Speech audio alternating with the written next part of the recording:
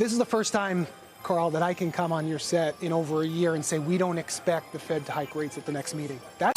Fed Chair Jerome Powell says lower inflation will take some time. He made that comment after the Federal Reserve raised its key interest rates by 1/4 percentage point yesterday. Well, homeowners were able to lock in 3% mortgage rates during the pandemic, and they don't want to give those up. And especially a year or two ago, you had houses going 50K over ask, 100K over ask, bidding wars.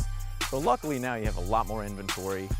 You have more options. I feel like the buyer has a little bit more power right now. Would you say that Detroit is a safe place to live? Realtor, can you do something for me? I got loans. I want to buy it. Why? Because I like it. You've done a great job, and it's not finished yet. And when I finish, will be... Rule number every day.